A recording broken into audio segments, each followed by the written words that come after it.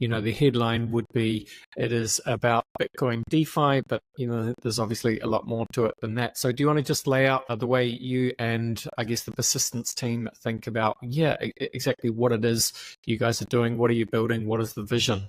Yeah, absolutely. So very short, like what we're doing is cross-chain swaps for Bitcoin layer 2s. I think that's a very simple explanation. I'll start maybe with explaining a little bit the reasoning behind it, right? So for those who follow crypto quite closely, they might have seen that the DeFi ecosystem in Bitcoin is growing quite a bit more recently. And with that, we've seen like a variety of layer 2s pop up on top of Bitcoin. I think similar as you have on the Ethereum ecosystem.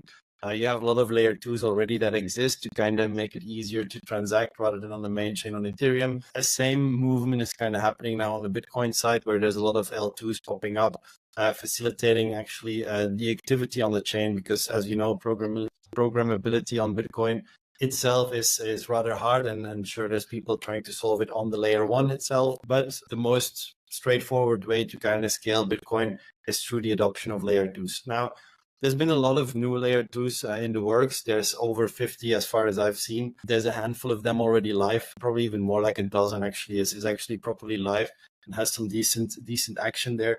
But most of these Bitcoin L2s, they have their own version of BTC. So you have like Merlin BTC, you have Stacks BTC, you have Rootstock BTC, you have FBTC. There's a lot of different versions of BTC.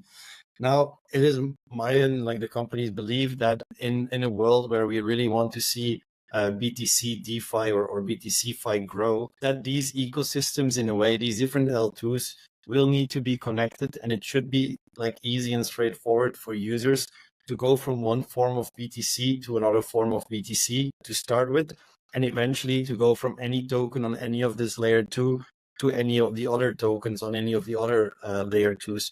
So that's a little bit the vision. It's almost like if you would think of, let's say, the traditional banking system, right? Like where if you're a US citizen, for example, you have USDs in your bank account, but you travel to Europe and you want to pay with euros, you don't have to think about converting your USD into euro when you pay in an ATM terminal anywhere or like in a bank terminal.